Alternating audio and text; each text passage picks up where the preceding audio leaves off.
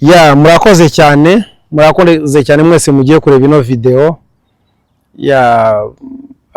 Turashaka tuganire cyane ku bintu byangombwa cyane. Hari video ebyiri ndi bushireho mu kanya gato, kandi video zimeze neza cyane zishobora kugufasha kugira ngo usobanukirwe n'ibintu byinshi utaruzi, cyane ku bijyanye na immigration ariyo bita USCIS hano muri Amerika. Nagusaba ko wabikurikirana neza ubimenyeshe n'abandi, kuko abantu benshi cyane bagiye bava mu bihugu bitandukanye baje gutura muri gihugu cya Amerika. Usanga hafi tuvuge 90% ntago babizi, kandi ibintu bishobora kugufasha, bishobora gufasha n'abandi kugira ngo basobanukirwe n'uburenganzira bwabo, basobanukirwe n'uburyo immigration ikora y'inahangaha, kandi bashobora kumenya uko bashobora gukora dossier zabo zishobora kwihuta. Ubu ngubu turavuga ku kintu bita expedite. Expedite ni ukuvuga kwihutisha dossier yawe. Kwihutisha dossier yawe si ikindi, ni ukuvuga ngo dossier ni ukuyikura ku murongo wa nyuma, aho iri inyuma y'izindi zose, uyishire mu za mbere. Yani usimbuke abantu bagera kuri 100 angahe cyangwa 100 bingahe, gutyo ube uwa mbere dossier yawe ikore mu gihe cyihutirwa vuba kugira ngo bifate igihe kirekire. Ibyo ndabibasobanurira. Ikindi nshaka kubabwira cyane icyo bita processing time. Processing time ya case yawe ni ukuvuga igihe case yawe ishobora kurangiza. Ni ukuvuga immigration yagiye iteganya case zose uko zimeze, ikaziha n'igihe cyazo. Iyo icyo gihe yahaye case zose nicyo bakunze kwita normal processing time, niko babyita, bakunze kwita normal processing time. Noneho rero iyo case yawe yarengeje urugero ikarenza iminsi yateganyijwe na immigration, niyo bajya bita ngo ni outside of normal processing time. Ni ukuvuga case yawe yarengeje igihe kandi itakagombye kurenza igihe. Iyo byabaye gutyo rero, urumva aho ngaho haba hari ikibazo. Ni ukuvuga uba ufite uburenganzira bwinshi cyane bwo gukurikirana dossier yawe kugira ngo bayihutishe, bayikore vuba. Ariko ibyo bitandukana na expedite. Expedite ni ukura dossier yawe ku murongo wa nyuma bayishyire ku murongo wa mbere. Hanyuma icyo bita normal processing time ni ukumenya igihe case yawe ishobora gufata.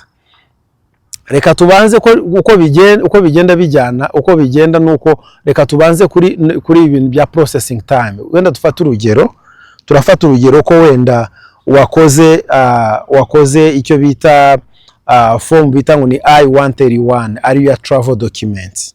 Travel document ni uburenganzira baha umuntu wese utarabona ubwene gihugu kugira ngo ashobore kujya mu gihugu, ashobore gusohoka mu gihugu.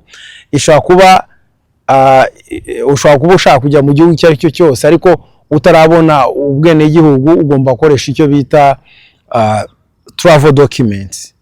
Icyo nshaka kubabwira aho ngaho nuko cyane iyo ugeze muri igihugu utarabona green card, ushobora gusohoka mu gihugu ariko ntabwo wemerewe kurenza ukwezi kumwe. Wamara kubona ubwene gihugu, wamara kubona green card, ushobora gusohoka mu gihugu ariko nabwo ntabwo wemerewe kurenza amezi 6. Wabona ubwene gihugu bwo ushobora gusohoka arangiza n'imyaka yose ushaka hanze nta kibazo. Ariko icyo nshaka ko tuvuga cyane ni amakese amwe n'amakunze kuba akomeye, akunze ku abantu bacu cyane cyangwa abantu bagiye bava hanze bakunze guhura nawe cyane. Niyo nshaka ko tuvugaho, kandi avuga cyane kuri normal processing time. Biraterwa n'umwanya. Iyo normal processing time rero niyo nshaka kuvuga cyane. Reka tuvuge kuri iyo form ya I-131 cyangwa travel document. Tuvuge ku rugero, ni gutumenya ko yarengeje igihe. Icyambere ugomba kumenya kwanza, ese processing time, normal processing time ya I-131 ifata iminsi ingahe, ifata amezi angahe kugira ngo ushobore kubona travel document yawe. Wamara kubimenya gutyo, icyo ukora ni iki, uza travel document application ya I-131 ukayoza muri immigration. Iyo umaze kuyoza muri immigration ushaka travel document yawe, ntabwo utangira kubara igihe wayoreje muri immigration. Hoya ubara igihe immigration yakiriha, kuko iyo umaze kuyohereza hari igipapuro bakohereza nabo cyuko kigaragaza uko bakiriye iyo form yawe gusaba travel document. Icyo gipapuro bakunze kucyita ngo ni I797C cyane C cyangwa I797 ariyo bakunze kwita ngo ni notice of action. Iyo notice of action ikugaragaza uko dosiye bayakiriye muri immigration bayifite. Ikunze kuba ifite receipt number, ikunze kuba ifite receipt date, ikunze kuba ifite icyo bita priority date, ahubwo ikunze kuba ifite na alien number yawe cyangwa a number n'amazina yawe biba bihari. None icyo shaka ko kubabwira cyane ni iki kuri iyo form iyo I179 nuko iyo umaze kuyibona ugomba kureba icyo bita priority date.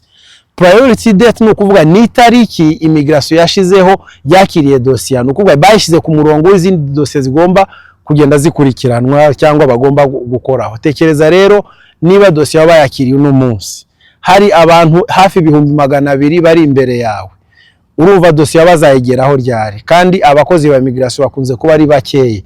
Dosiye yawe bazayigeraho ryari, bazayikoraho ryari kugira ngo ushobore kubona travel document yawe? Ibyo ntago wabimenya, ariko ni ikibazo gikomeye cyane. Icyo ureba cyane ni iki? Icyo ureba cyane ukureba ko ya matariki yageze, kuko utangira kubara uhereye kuri priority date yawe. Ino priority date yanjye n'uno munsi niba bizarangiza umwaka, no kuvuga bizamu kwezi kwa gatandatu tariki zinizi. Okay, nzakurikiza ibyo ngiye ko bimeze gutyo. Ni ukuvuga iyo tariki iyo yageze rero utarabona travel document yawe, bitako bikibazo aho ngaho. Icyo ugomba gukora ni iki? Ushaka kubandikira mu kugira ngo wandikire immigration kuri icyo gipapuro cya I797 cyangwa notice of action. Icyo gipapuro wabonye imbere y'izindi zose, munsi haba hariho address ugomba kwandika, ugashiraho izina ryawe, ugashiraho alien number, ugashiraho icyo bita receipt number, ugashiraho priority date yawe. Bibaye na ngombwa wakora photocopy y'icyo gipapuro ukacyomeka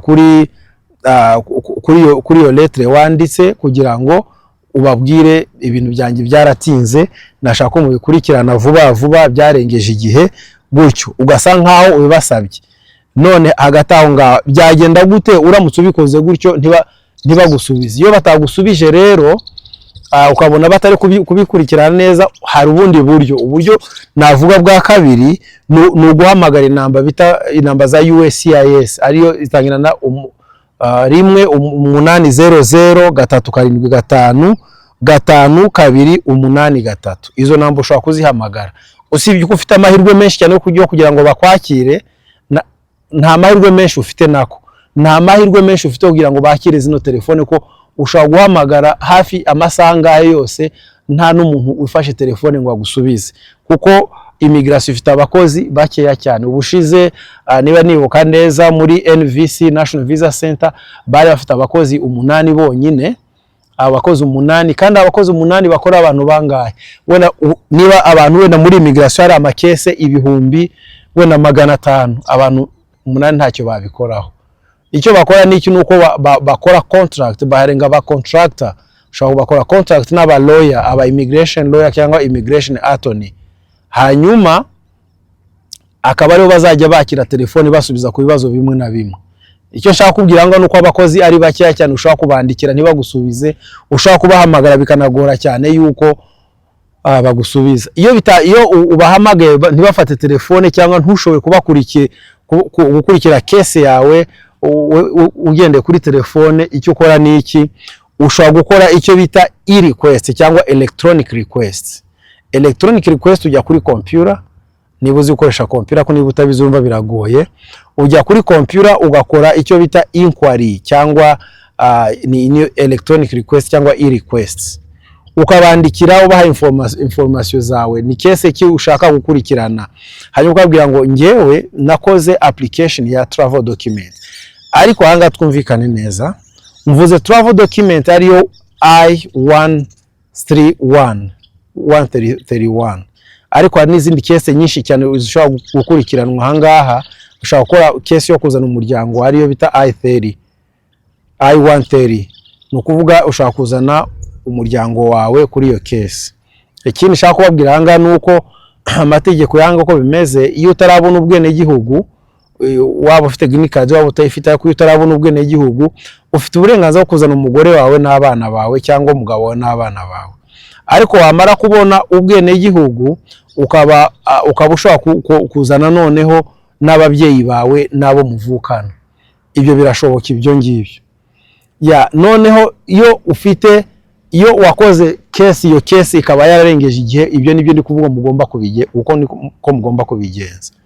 Ni ukuvuga ushobora kubandikira ibarwa nko navuze nicyo cya mbere. Icya kabiri ushobora guhamagara ziriya namba navuze za immigration. Icya gatatu ushobora gukora icyo bita electronic request, ukabandikira, ugakora icyo bita USCIS inquiry, ukabandikira ibintu byanjye byarengeje igihe, ugashiraho ibyangombwa byose, ukabandikira ukareba uko bagusubiza. Ahanini bakunze kubwira ngo baragusubiza mu kwezi kumwe.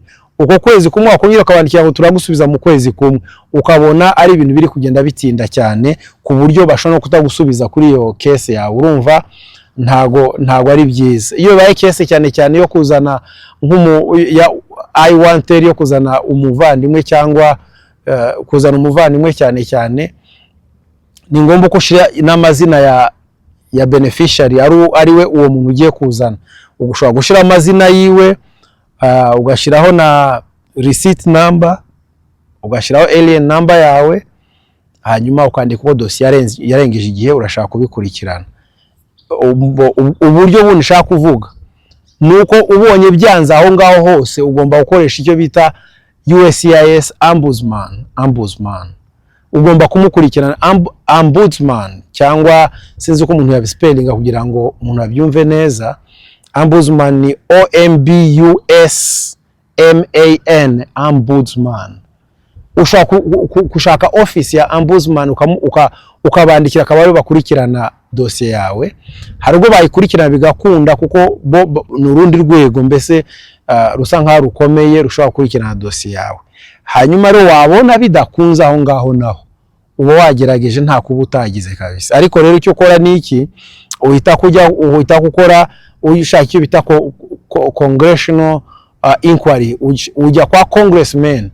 Muri buri state yose ahantu hose akunze kuba hari ba congressman cyangwa congresswoman.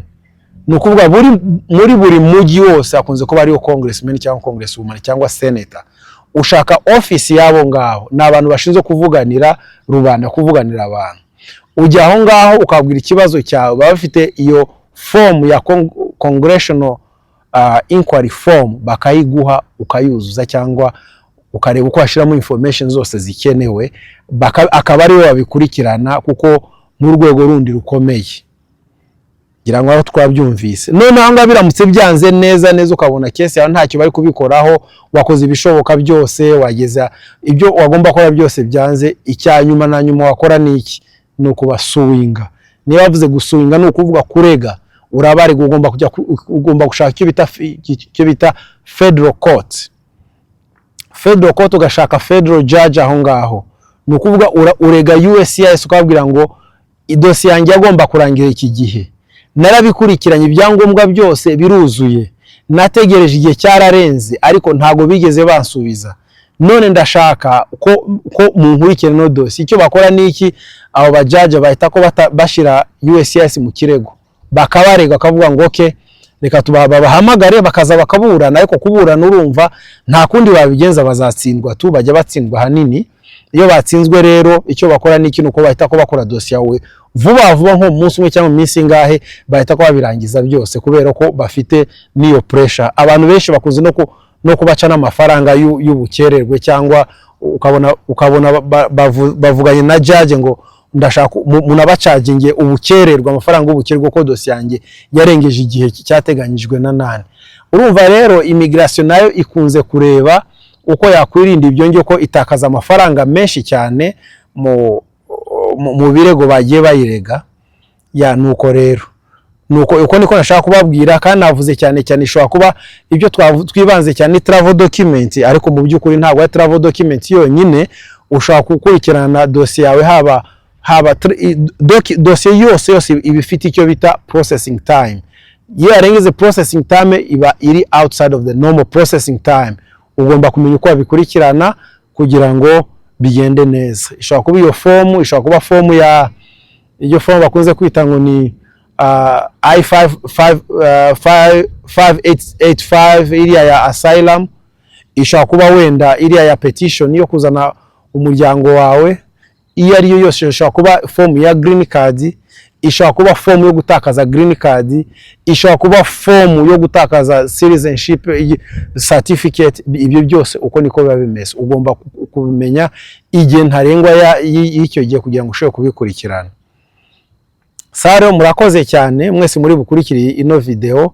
Ndashaka shiraho video yindi isobanura cyane ku bijyanye na expedite cyangwa gukura dosiye yawe inyuma hariya mu bantu hafi 100 yite kwizana bahite ko bayikora mu gihe cya vuba. Bako birashoboka ibyo ngibyo, birashoboka ko dosiye yawe yava nyuma y'izindi zose kugira ngo bayikore mbere y'izindi zose. Birashoboka ibyo ngibyo nibyo bita expedite. Nibyo shaka kubabwira ubu ngubu, kandi ikintu cyangombwa cyane abantu benshi barabifite. Vuba ngampetse kumva abantu ndashaka kujya gukora ubukwe muri Afrika, ndabigenza gute? Birashoboka ko umugabo wanjye yanyanga, cyangwa umufiance wanjye ari bunyange, cyangwa umugore wanjye cyangwa ari bunyange kubera ibi bintu byanjye byaratinze. Basigaye bavuga ngo abandi basigaye baza, ariko njyewe ntago bazi impamvu ntagenda. Kandi wenda abandi ukaba warakoze n'ibintu byo kwitegura ubukwe, ariko ugasanga ikibazo cy'icyo gipapuro kikubanye ikibazo gikomeye cyane cya travel documents, kandi ugasanga wenda waragitanze kera ariko nta gisubizo uri kubona. Uzabigenza gute? Nashaka ko ubikurikirana neza, kuko igisubizo turakibona muri video ikurikiraho ivuga ku bintu bivuga ngo expedite, kwihutisha dosiye yawe uyisimbutse izindi zose ibi ya mbere mu zindi nubwo waba wayitanze nyuma y'abandi.